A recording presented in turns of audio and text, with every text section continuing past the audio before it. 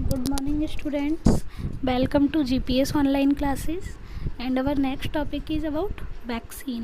तो इस टॉपिक में हमें पढ़ना है कि किस तरह से जो माइक्रो ऑर्गेनिजम्स होते हैं उनका यूज वैक्सीन बनाने में किया जाता है।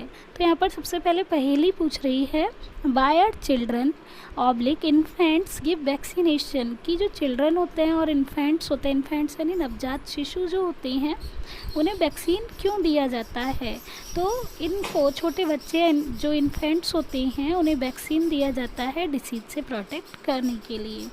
और ये जो वैक्सीन है वो इतनी छोटी एज में इसलिए दिया जाता है जिससे कि जो बच्चे हैं इनकी बॉडी हमेशा के लिए इन डिसीज से प्रोटेक्ट हो सके। नेक्स्ट है when a disease carrying microbe enter our body the body produces antibodies to fight the invader, कि जब भी कोई डिसीज कैरिंग माइक्रोब हमारी बॉडी के अंदर एंटर करता है तो हमारी जो बॉडी है वो एंटीबॉडीज़ का फॉर्मेशन करती है टू फाइट द इन्वेडर यानी आक्रमणकारी, मीन्स जो डिसीज़ कॉजिंग जो माइक्रो ऑर्गेनिज्म है इनसे फाइट करने के लिए हमारी बॉडी एंटीबॉडीज़ का फॉर्मेशन करती है। तो हम सबसे पहले यहाँ जानेंगे कि एंटीबॉडीज़ क्या होती हैं।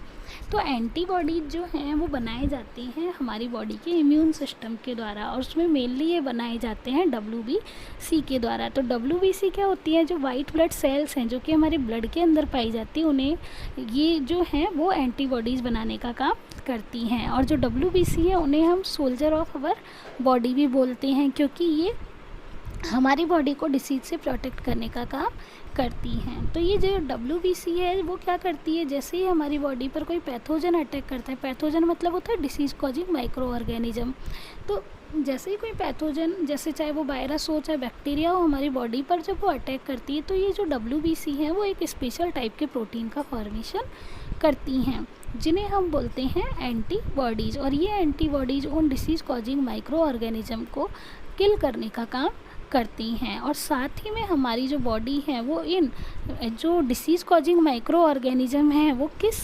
एंटीबॉडी से ख़त्म हुए हैं, किस तरह से ख़त्म हुए हैं, उसे भी वो याद रख लेती हैं। तो यहाँ पर नेक्स्ट है the body also remember how to fight the microbe if it enter again, कि कोई माइक्रोब दोबारा से अगर हमारी बॉडी पर अटैक करता है तो हमारी बॉडी ये भी याद रखती है कि उससे किस तरह से लड़ना है, यानी उससे किस तरह से एंटीबॉडीज से ख़त्म करना है।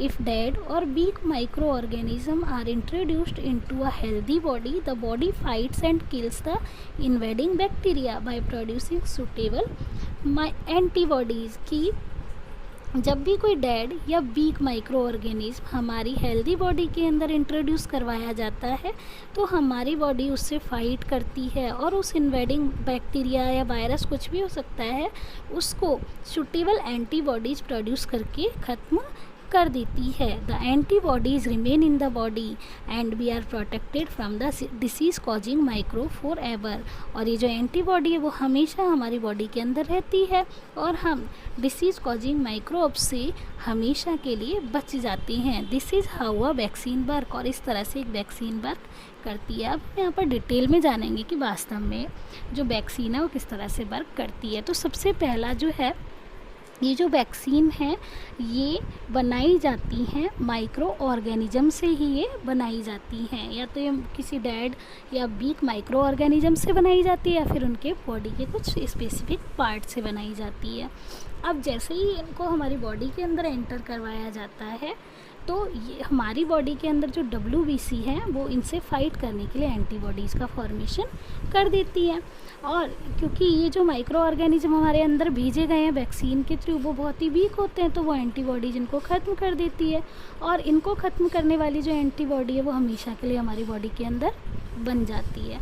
अब मान लीजिए हमारी बॉडी पर कोई भी इस तरह का माइक्रो ऑर्गेनिज्म फिर से अटैक करता है तो हमारी बॉडी में वो एंटीबॉडी है ही है, तो वो उस अटैक करते ही वो एंटीबॉडी उसको ख़त्म कर देती है, जिससे हमारे वो बीमारी कभी भी नहीं होती है, जनरली हम उससे अफेक्ट नहीं होते हैं। तो इस तरह से बनाई जाती है vaccine.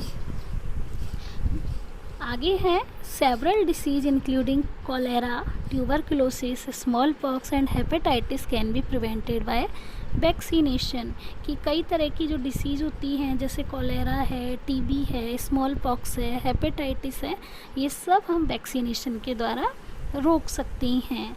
Edward Jenner discovered the vaccine for smallpox in 1798। सबसे पहले जो वैक्सीन बनाई थी वो एडवर्ड जेनर ने बनाई थी और ये 1798 में बनाई थी और ये सबसे पहले बनाई गई थी स्मॉल पॉक्स के लिए। नेक्स्ट है in your childhood you must have been given injections to protect yourself against several disease. आपके बचपन में आपको कई तरह के इंजेक्शन लगे होंगे हमें कई तरह की जो डिसीज़ होती है उनसे प्रोटेक्ट करने के लिए। Can you prepare a list of these diseases, you may take help from your parents. कि क्या आप इस तरह की जो डिसीज़ है जिनके लिए आप वैक्सीनेशन होता है जब हम छोटे बच्चे होते हैं, तो क्या आप इसकी लिस्ट बना सकते हैं। तो आपने देखा होगा कि जो छोटे बच्चे होते हैं जनरली जो पैदा हुए इन्फेंट से लेकर और 5 इयर्स तक के जो बच्चे होते हैं उनमें बहुत ज़्यादा वैक्सीनेशन होता है। कई तरह की बीमारियों के लिए उनमें वैक्सीनेशन किया जाता है, जैसे हेपेटाइटिस के लिए, ट्यूबरकुलोसिस के लिए, कई तरह और पोलियो वगैरह के लिए। तो कई तरह की जो डिसीज़ होती है उनके लिए एक पर्टिकुलर एक पीरियड होता है जिसमें उनको वो वैक्सीन लगवानी होती है जिससे कि वो हमेशा के लिए डिसीज़ से प्रोटेक्ट रहें। नेक्स्ट है it is essential to protect all children against these diseases. कि हर एक बच्चे को ये जो डिसीज़ हैं उनसे प्रोटेक्ट करना ज़रूरी होता है। Necessary vaccines are available in the nearby hospitals. कि इसके लिए जो नेसेसरी वैक्सीन्स हैं वो हमारे हॉस्पिटल्स के अंदर हमें आसानी से मिल जाती हैं। You might have seen the advertisement on TV and newspapers regarding protection of children against polio under the pulse polio programme. आपने टीवी और न्यूज़पेपर में कई बार पल्स पोलियो प्रोग्राम के रिगार्डिंग जो प्रोटेक्शन आते हैं वो आपने इसके ऐड टीवी पर देखे होंगे। आपने कई बार देखा होगा पल्स पोलियो जो है उसका है ना कैंप वगैरह लगते हैं और उस कैंप में जो 5 साल तक के बच्चे होते हैं उन्हें पोलियो की दवाई पिलाई जाती है। वो वास्तव में जो पोलियो की वो दवाई पिलाई जाती है वो पोलियो की वैक्सीन होती है। तो इससे क्या है उस वैक्सीन से जो बच्चे हैं उन्हें प्रोटेक्ट किया जाता है जिससे कि पूरी एज में उनके कभी भी पोलियो नहीं हो।